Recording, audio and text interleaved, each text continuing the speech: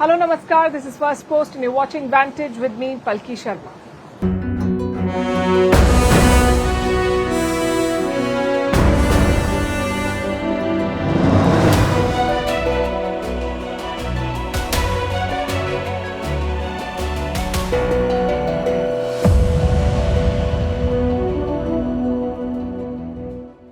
We interviewed Ranil Wickremesinghe today. He's the current president of Sri Lanka, the man who stabilized this island nation after its economic collapse in 2022. Wickremesinghe is running for re-election. The popular perception is that he's falling behind in the race, but with just 2 days to go for election, he's confident of making a comeback. He also thinks that Sheikh Hasina should remain in India, and he believes that Mohammad Muizzu of the Maldives may be finally warming up to New Delhi. We talked about a whole lot of things. We'll bring you excerpts of the full conversation. In West Asia, meanwhile, the situation is rapidly deteriorating. Lebanon suffered another wave of attacks yesterday. Israel has declared that a new phase of this war is now underway. The US Fed has finally cut interest rates. We'll decode what this means for the US economy and the rest of the world. Canada says that India is meddling in its elections as it continues to provide a free run to Khalistanis on its soil and can overwork, kill you. The story of an Indian chartered accountant is making waves on the internet. We'll talk about it. The headlines first.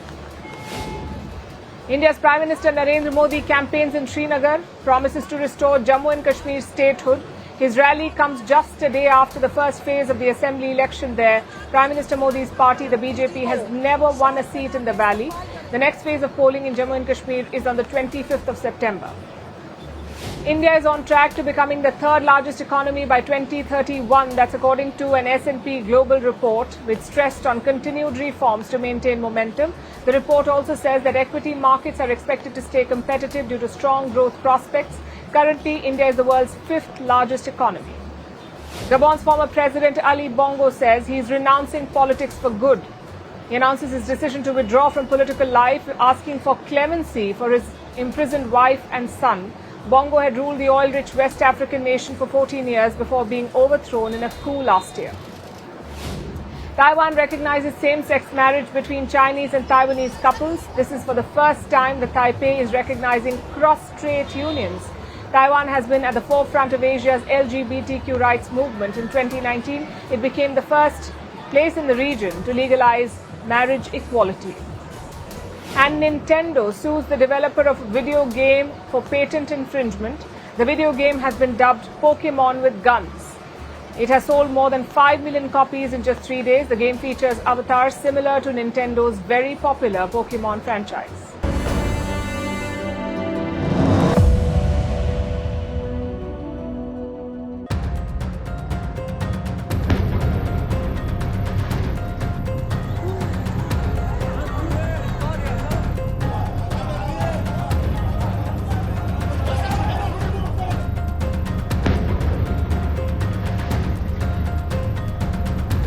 هذا الجهاز هو كان مسؤول عن البطارية.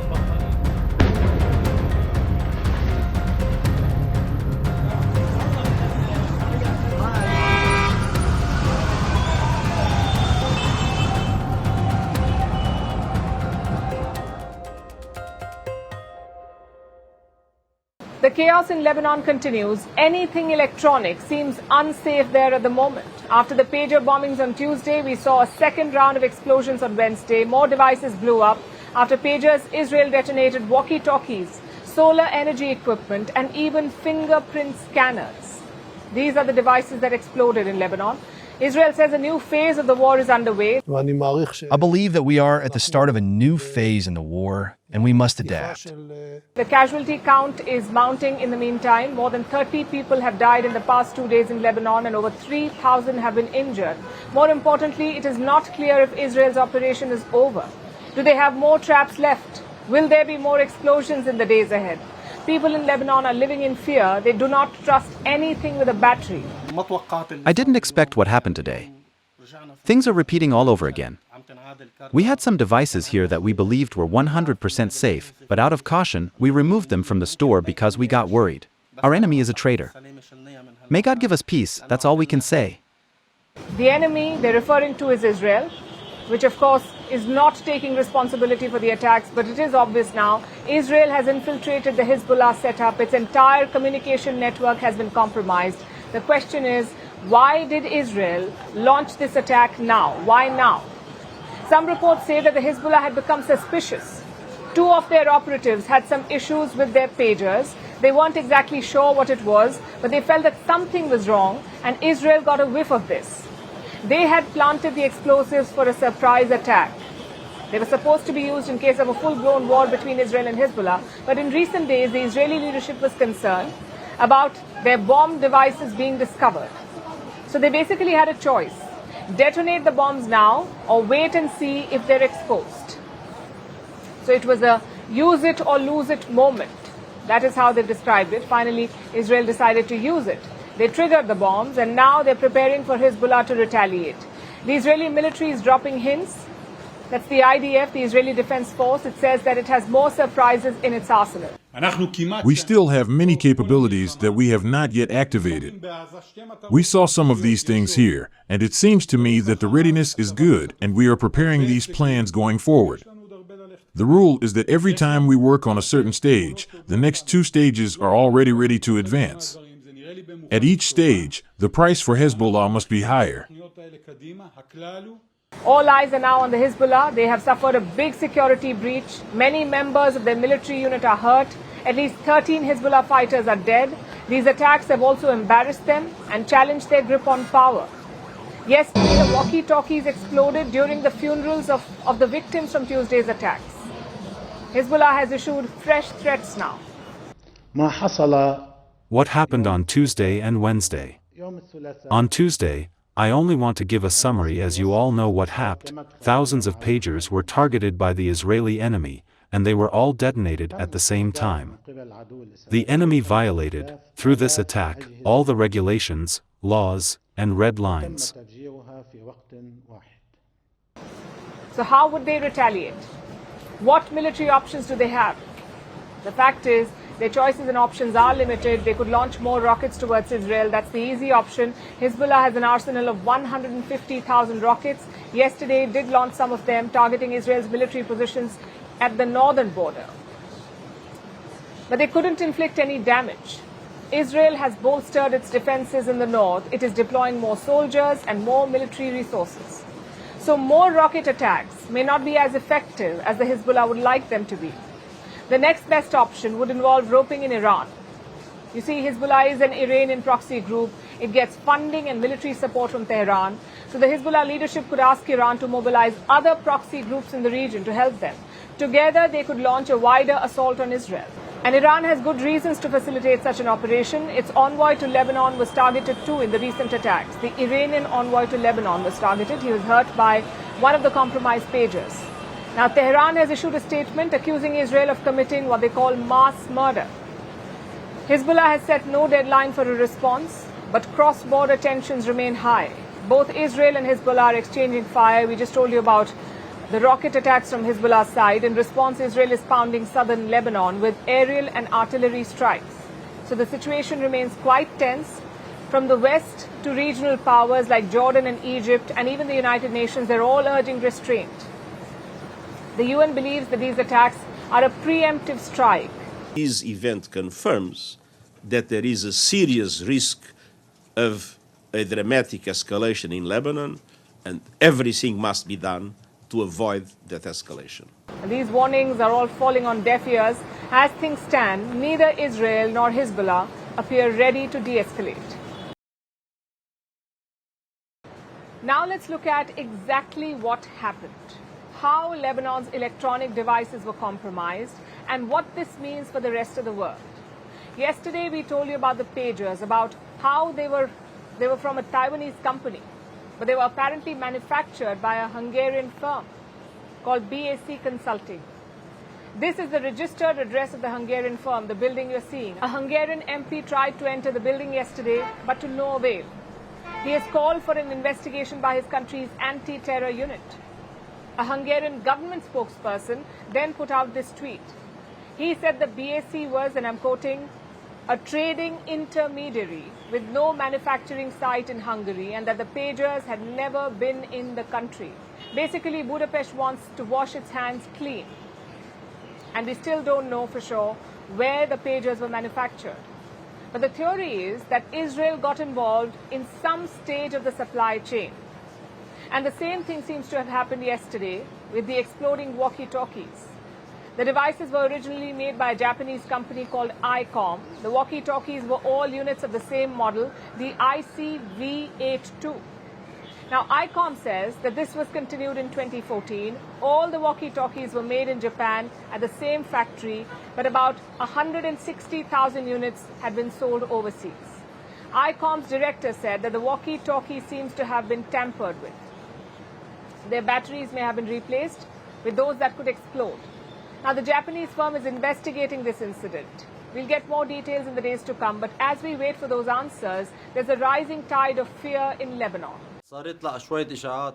Some rumors have spread claiming that lithium batteries and solar panels are exploding. For example, if I have solar panels or a lithium battery at home, I would definitely disconnect them just because of these rumors. Even though they are probably false, people still feel afraid. I didn't expect what happened today. Things are repeating all over again. We had some devices here that we believed were 100% safe, but out of caution, we removed them from the store because we got worried. This is something that has never happened before in the world. We didn't expect it, and we don't know of any place that has faced a similar attack. Lebanese civilians are afraid that their electronic gadgets could suddenly turn into bombs. There's both fear and anger in Lebanon and abroad. Widespread, simultaneous explosions across Lebanon and in Syria are shocking, and their impact on civilians unacceptable. The fear and the terror unleashed is profound. Simultaneous targeting of thousands of individuals without knowledge as to who was in possession of the targeted devices, their location and their surroundings at the time of the attack violates international human rights law and, to the extent applicable, international humanitarian law. Let's step back for a moment and think about the Lebanon attacks objectively, about the implications of exploding electronic gadgets. Almost all of us carry some device or the other at all times. It could be a cell phone, a smartwatch, wireless earphones, anything. Who made that device? And no, not the brand. Who really made it?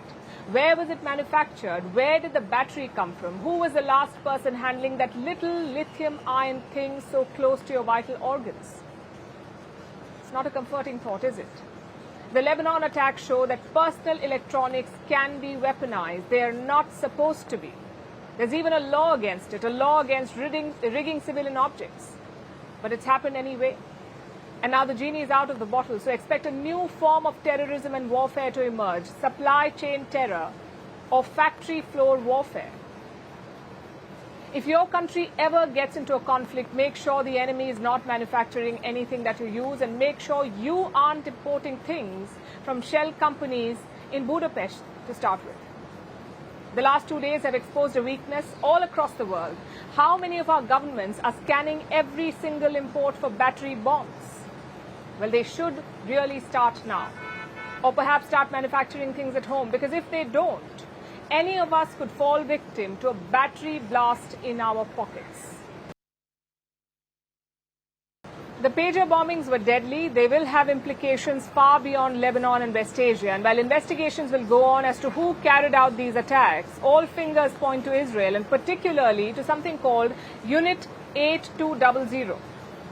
This is Israel's premier cyber warfare and intelligence agency, Unit 8200. Its missions are critical, its methods secretive, and its influence stretching across the globe.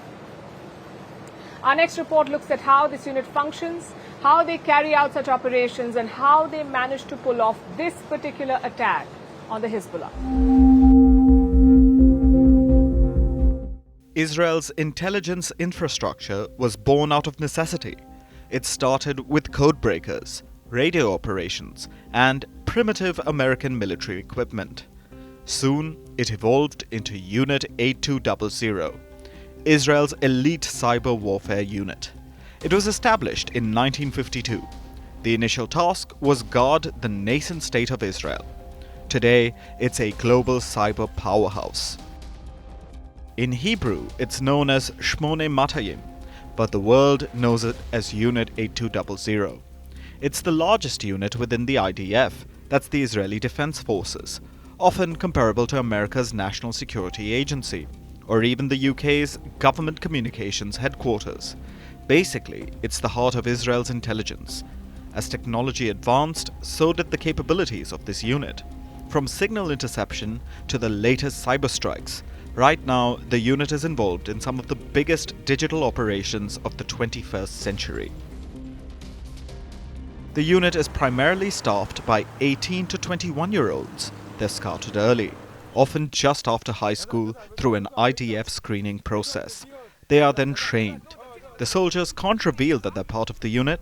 Many of Unit 8200's alumni go on to become pioneers in Israel's booming tech industry. From cybersecurity firms to cutting-edge startups, they drive innovation in Israel's tech sector. In 2010, Iran discovered Stuxnet. It was a malicious software, initially targeted at Iran's nuclear facilities. Soon, Iran learned that its centrifuges were failing. Stuxnet was the world's first digital weapon, and while Israel never acknowledged its involvement, it's believed that Unit 8200 was behind it. Soon, these types of attacks became more and more common, and leading the way was Unit 8200. In 2017, Lebanon's state telecom company, Ogero, experienced a massive cyber attack. Unit 8200 was believed to be behind it. The mission was simple: disrupt Hezbollah's communications. In 2018, ISIS plotted to take down an Australian airliner. The plan was foiled. The credit did not go to Australian law enforcement.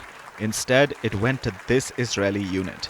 They intercepted crucial intelligence and passed it on to Israel's allies. But no intelligence unit is infallible, and Unit 8200 has seen its fair share of failures. The biggest was the October 7th attack. Its inability to foresee and prevent the Hamas attack resulted in a shake-up. The unit's commander resigned. Then there have been other controversies. In 2014, 43 reservists took a bold step to publish an open letter. It condemned what they called unethical surveillance of Palestinians. Which brings us to the latest Hezbollah attack. Unit 8200 is said to be behind it, and it was quite the elaborate plan. Reports suggest that they built shell companies, so they didn't just rig the devices. Israeli intelligence, in fact, manufactured them. It was an intelligence operation like no other. We live in an era where wars are not just fought with weapons, they are fought with algorithms, data, and surveillance. And Unit 8200 stands at the forefront of that. In the world of cyber warfare, one thing is certain: Unit 8200 is a force to be reckoned with. Now on to Sri Lanka. We are here in Colombo. As you know, the country is heading to polls on the 21st of September. There are 39 candidates on the ballot, but it's largely a three-way contest. And one of the frontrunners is the current president, Ranil Wickremesinghe.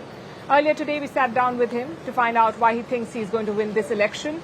Are the Tamils going to vote for him? What does he think of the other candidates in the fray? What's his advice to Bangladesh, his take on India-Maldives ties and the Chinese spy ships that come in the name of conducting research? We talked about all of this and more. Here's an excerpt from that conversation. President Wickremesinghe, welcome to Firstpost. How are you? Keeping fine. Haven't seen you for some time. Yeah, it's been 1 year, exactly a year back. We were talking in the exact same room, and before that in 2022 we had a conversation when Sri Lanka was on the brink of economic and social collapse, and that was a period of chaos, and that is when you took charge. When you look back, do you think you've been able to accomplish all that you set out to? Yes. I wanted to have, I was going to establish stability, have a stable Sri Lanka, law and order being maintained, the democratic system to go ahead, and of course to put the economy back on track. I've done that. The experts who've been following your actions and your policy moves see the changes, that there is social stability and the economy is in much better shape than what it was 2 years ago. But your critics say that you used excess force to dismantle the protest sites, and even in the economic reforms that you brought in, people complain that the taxes are still too high, the VAT rates that were introduced earlier this year are high, electricity bills are going up. Do you think that maybe the bitter pill was too bitter?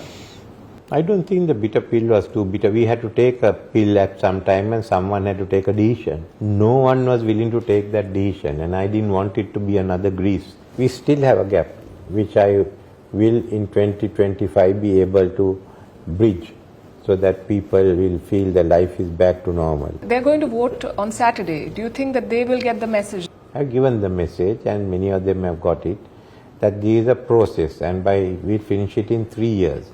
They have also got the message that those who are trying to help them were those who are not willing to help them in 2022 and ran away. That is the major issue. Can you trust those who ran away?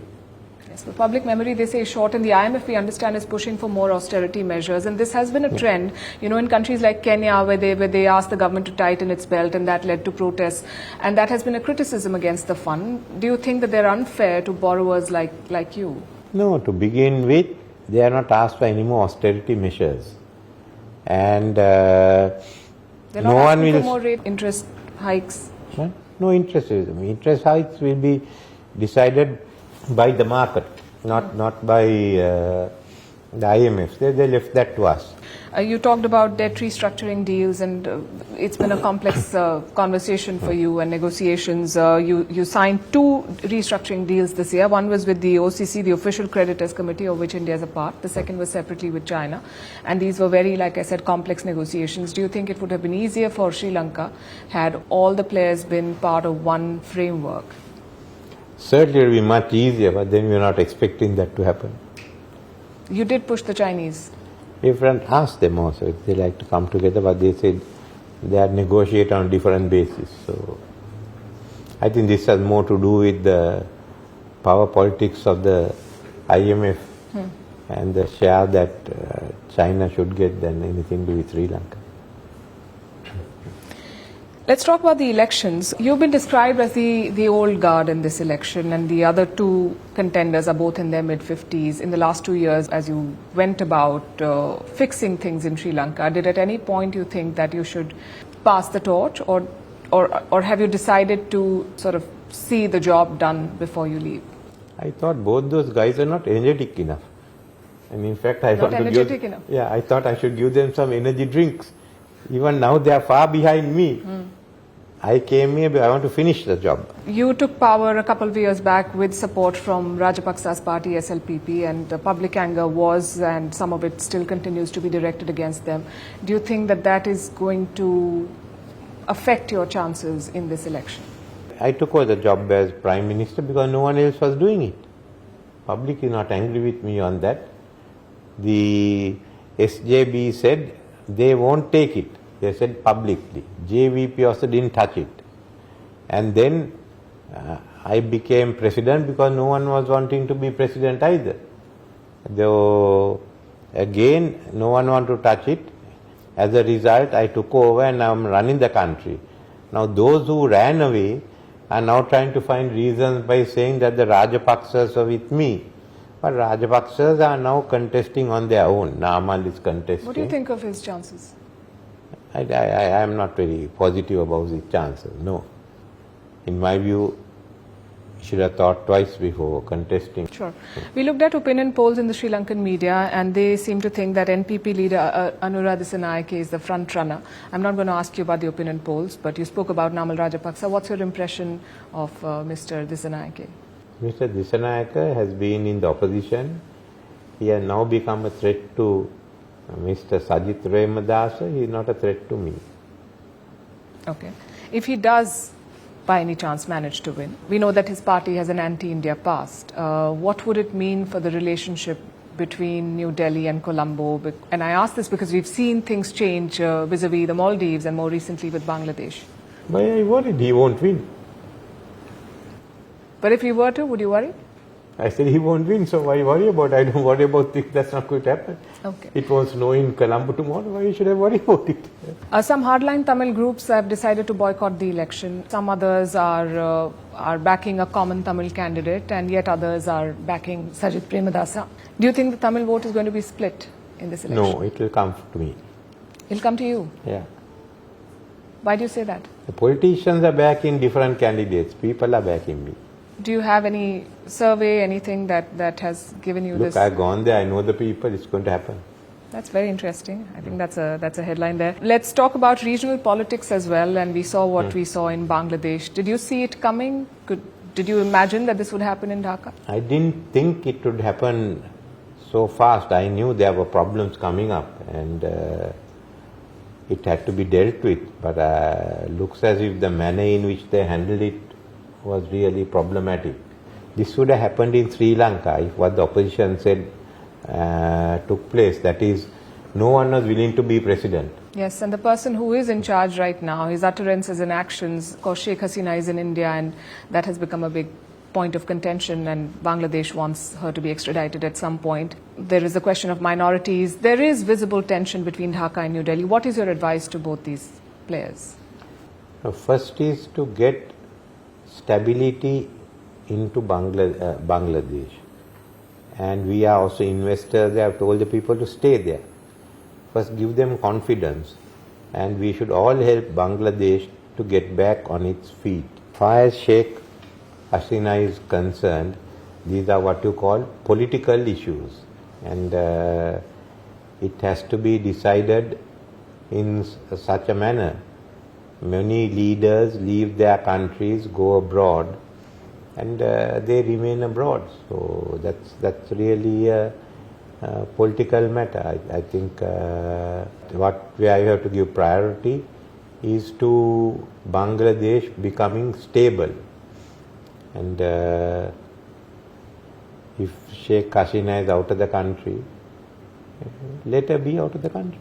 Last year when I spoke to you, Mohammad Muizzu had just taken over in the Maldives, and there was this whole anti-India, India out campaign that propelled him to power. And you said in our interview that he should go slow on his approach towards India. Do you think he's heeded your advice? He's certainly more friendly with India now. He told me afterwards that he had to make some promises in the election. That's what he had to do. But I was there when Prime Minister Modi was sworn in, and I found the chemistry between them have really improved. Because reality has kicked in, and he realizes that working with India is the way forward. You should go to Mahalia and ask that question from.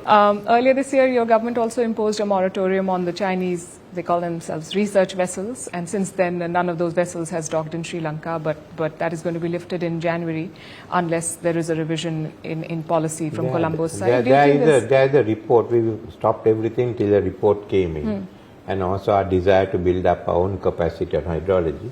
I think the report should be available. I haven't looked at it, but we've looked at the practices, and let's see what's in the report. What kind of pressure is there from Beijing to allow the ships to come? No, Beijing likes its ships to come, but we explain to them that the report has to come in.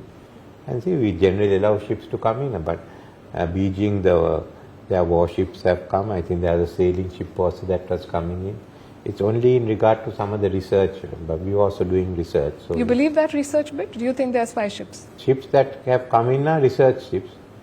But they do other things also? I don't know. I haven't gone into it. We haven't gone into. They're coming to your country? Yes, so they are coming as a research ship. But do you share New Delhi's concerns that they may be indulging in spying as well? We have talked with Delhi to ensure that there are nothing adverse to their security that's taking place. So we've looked into those, and Chinese are aware of it. It's not something secret. We've told them also. Thank you very much. It's always a pleasure to talk to you, and wish you all the very best for the election. Thank you. This election could come down to small margins. We're talking about a 3-way race, like I told you, for just 17 million votes or thereabouts. So every bit of support counts. And that is why there is a lot of talk about the Tamils in Sri Lanka. The Tamils are the largest minority in Sri Lanka, and historically they have voted as one bloc. But this election could be different. The Tamil vote could be split in 3 different directions. What has caused this split? Who will benefit from it? And what are the big issues for Sri Lankan Tamils? Our next report tells you.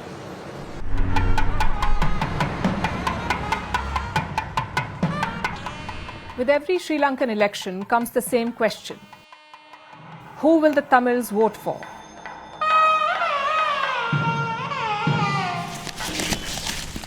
Until now, the answer was straightforward. Whoever is not named Rajapaksa. Both Mahinda and Gotabaya terrorized the Tamil community during the civil war. So their goal was pretty clear. Keep the Rajapaksas out at any cost. But this year, it's not so simple.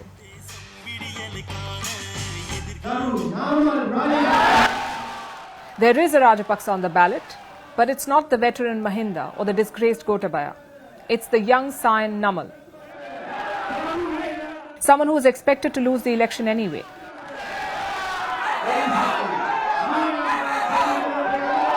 So we ask again, who will the Sri Lankan Tamils vote for? I'm afraid there is no one answer. Sri Lanka has a population of 20 million.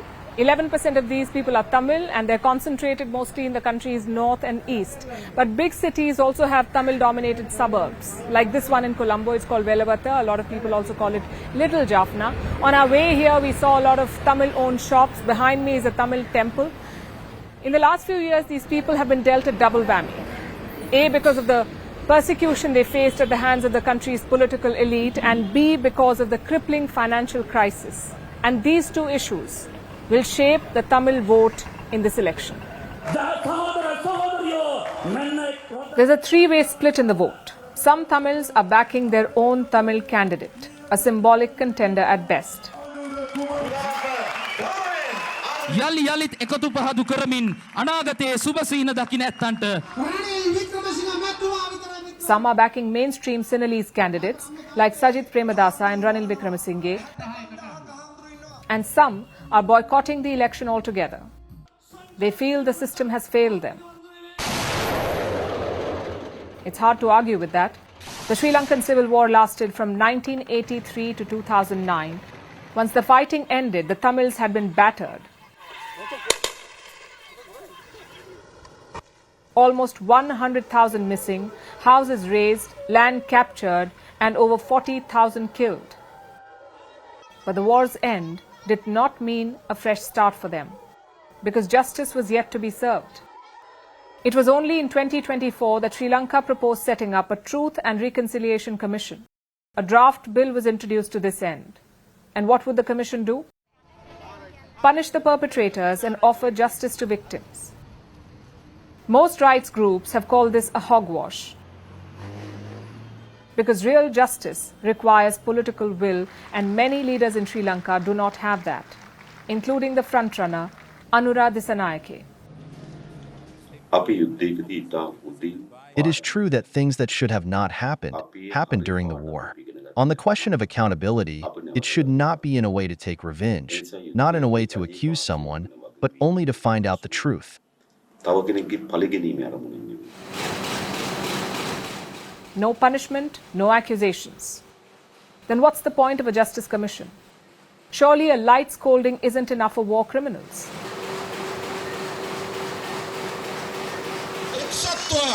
Such positions have made one thing clear. Dissanayake is not making headway among the Tamils. Many of them remember his party's violent Sinhalese nationalism, which is why they are backing the other mainstream candidates, Premadasa and Wickremesinghe. Premadasa has promised full implementation of the 13th Amendment. We will be implementing the 13th Amendment. We will ensure that there is maximum devolution in one country.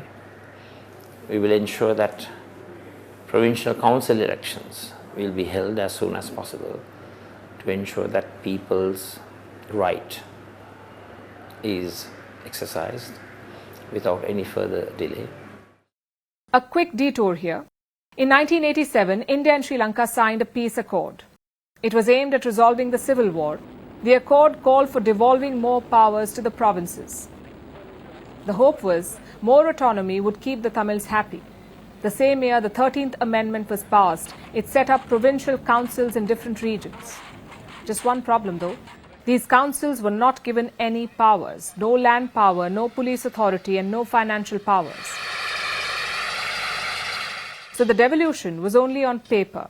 Premadasa is promising a full implementation of the 13th Amendment, which is why he's got more Tamil support. Wickramasinghe too is promising to implement the 13th Amendment, but with caveats. He says the parliament will decide on empowering the regional councils. So voters may see it as a trick. You see, Ranil Wickramasinghe has been around for a long time, and in this time he's made promises to the Tamil voters. But afterwards, you don't see a lot of progress. This time too, he says if he's re-elected, he will set up a special commission to find missing Tamil persons from the war, which is a great idea. But he's been president for 2 years, running the country from the secretariat behind me. Why didn't he do it then? That's the question that a lot of Tamil voters are asking. The Tamil voters may be split, but make no mistake, their vote is more important than ever this time.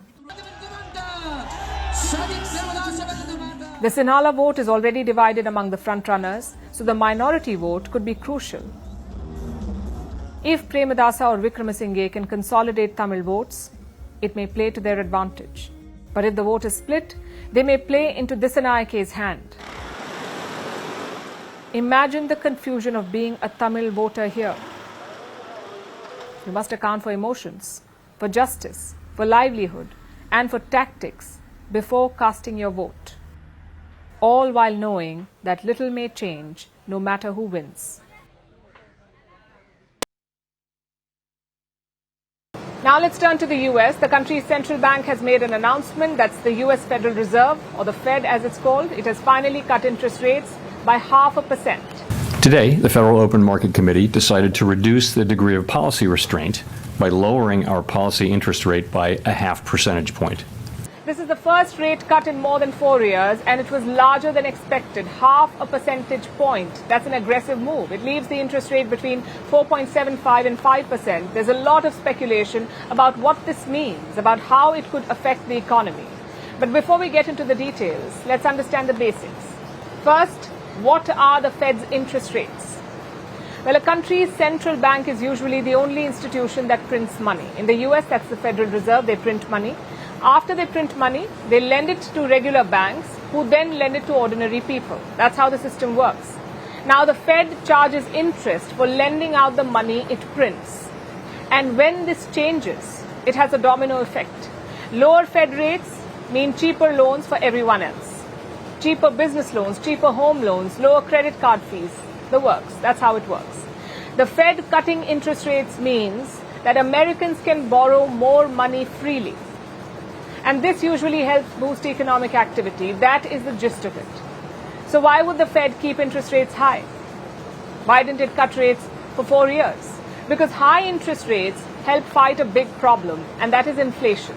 In 2022, the US was facing record inflation. It was well over 9%. Things were becoming unaffordable for ordinary Americans. Rising interest rates helps dent inflation. It helps keep inflation in check. Because high interest rates mean higher borrowing costs. People and businesses cannot afford to take out loans anymore, or that frequently. So demand cools, people stop buying a lot of things, and prices start falling. At least they stop rising quickly, if not falling. So to tame inflation, the Fed started raising its interest rates back in March 2022. And the Fed kept raising rates till July last year, and then it stopped. It waited for inflation to come down. Rates have been steady for more than a year now, and inflation has been coming down. It came down to about 2.5% last month. So the Fed finally decided that it was time to ease up. And that is why it has cut rates. I would just say that, the U.S. economy is in a good place, and our decision today is designed to keep it there. Now, you might think that if everything's going well, why the aggressive cut? The Fed usually tweaks rates by just 25 basis points. That's 0.25%. So then why did it lower rates by a whole 0.5% this time? Well, there are a few theories. One is that the Fed felt that it was behind the pack. Other central banks had already started cutting rates, like those in Europe, the UK and Canada. So the US is now playing catch-up. But there's also another theory. The Fed wants to cut rates by another 0.5% by the end of this year, and then 1% in 2025 and 0.5% in 2026 as well. Usually when the cuts are this steep, it spells trouble. It usually signals economic trouble, like a recession. Now, the Fed chair says that there is nothing to worry about at the moment and that the economy is in a good place. And this is just a way to make things even better. But not everyone's convinced. Sir, what's your reaction to the Fed cutting interest rates today? I guess it shows the economy is very bad to cut it by that much. Assuming they're not just playing politics, the economy would be very bad, or they're playing politics, one or the other. But it was a big cut. Donald Trump says that either the economy is in a bad shape or the steep cut was a political move. It comes less than 2 months before the US presidential election. The Fed says that the American economy is doing well, so this could be seen as an endorsement of the Democratic Party. Of course, the Fed chair has denied this. He said that there was no political motivation behind this move. But that won't stop the attacks from coming. Whatever the reason, the Fed has cut rates. Other countries will follow suit. Most take their cues from the US Federal Reserve, so the cost of borrowing may start to ease all over the world. Does this mean that the recent years of economic distress are finally over? Well, let's not get carried away.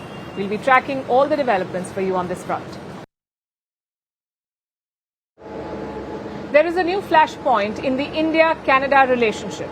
Canada is levelling fresh allegations against India. It says India meddles in Canada's elections. These claims have been made by CSIS, the Canadian Security Intelligence Service. That's the intelligence agency of Canada. It has come up with a report and it makes some sweeping claims.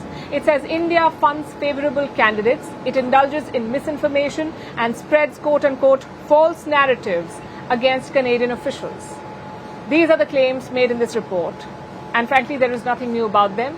In the month of May this year, Canada had made similar allegations. And like most of the claims that they make, this one too lacks any substance or proof. But let's look at the latest report more closely. Canada says that politicians, and I'm quoting again, politicians got illicit financial support from India. Who were these politicians? Have the Canadians given any names? Well, they haven't. There are no names in the report. In fact, they say that in some cases, the politicians may not even know that they're getting any funding from India. Does Canada have any evidence to back this? Or is it just shooting in the dark again and hoping that one of these accusations will stick?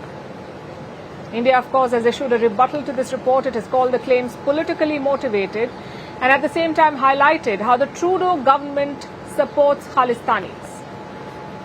India says Khalistanis get institutional support in Canada and they are the ones meddling in India's internal affairs. And Canada is yet to respond to this. But the Khalistan issue is back in the spotlight. It has become a persistent problem in Canada. Ottawa has allowed these separatists to operate freely and repeatedly ignored India's concerns. What's worse, Canada's neighbour, the US, seems to be following a similar path. It has allowed Gurpatwant Singh Pannu to leverage the American legal system against India.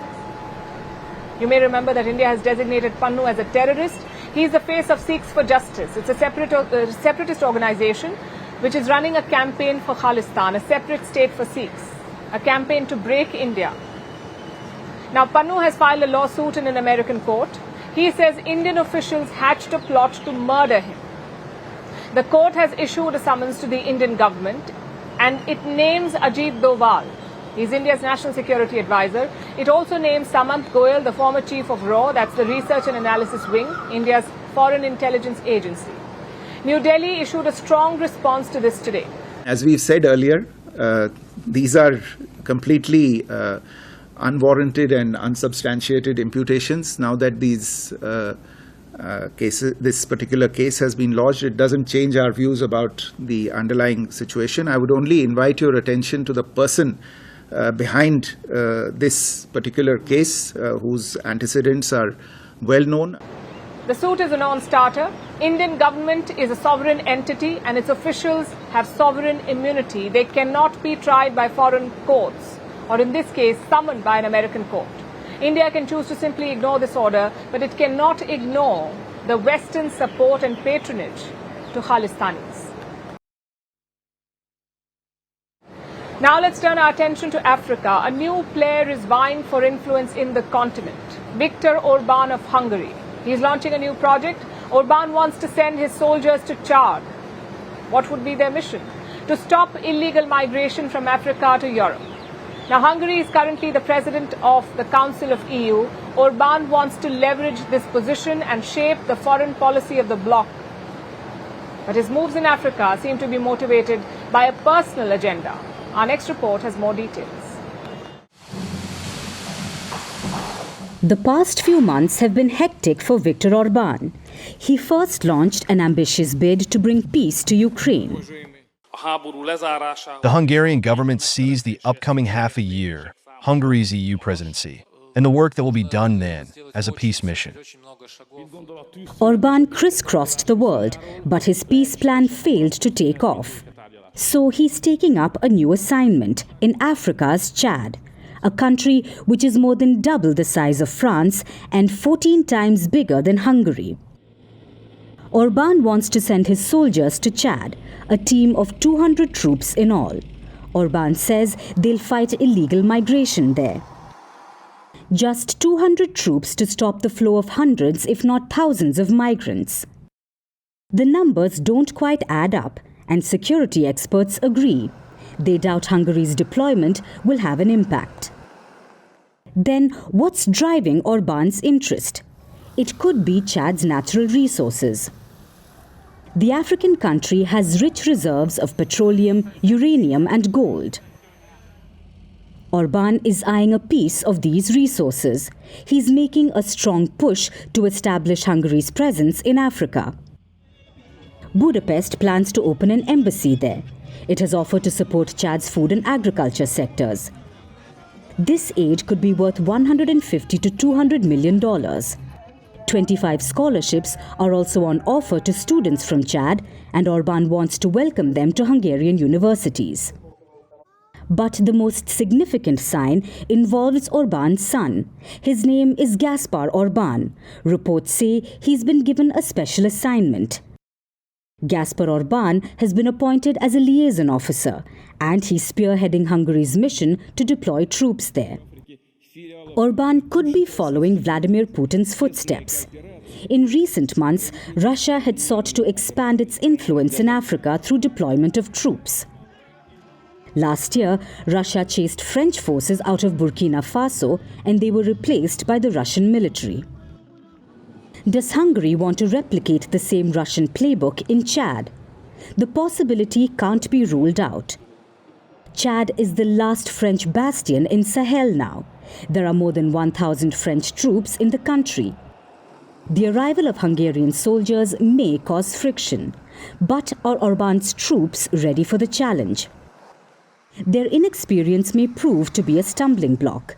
Hungary hasn't had any direct military cooperation with Chad, and its soldiers lack any real experience. They don't even know how to speak in French, one of the two official languages of Chad. Despite that, Orban has made a bold move. Just like his Ukraine peace plan, there is a high chance that this too could meet the same fate.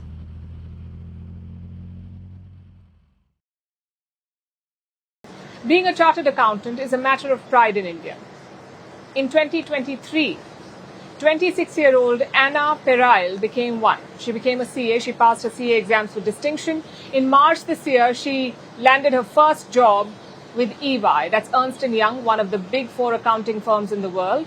Perail took to LinkedIn and she made an announcement about her dream job. But 4 months later, she was dead. Recently, her grieving mother, Anita Augustine, penned a letter. She wrote to EY and accused the company of overworking her daughter.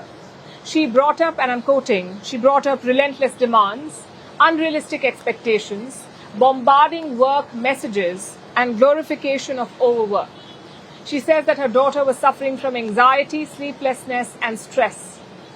One day things got so bad that she was rushed to hospital where she was treated for exhaustion. Reports say later she died of a heart attack. Her mother adds in the letter, that Perail's co-workers skipped her funeral.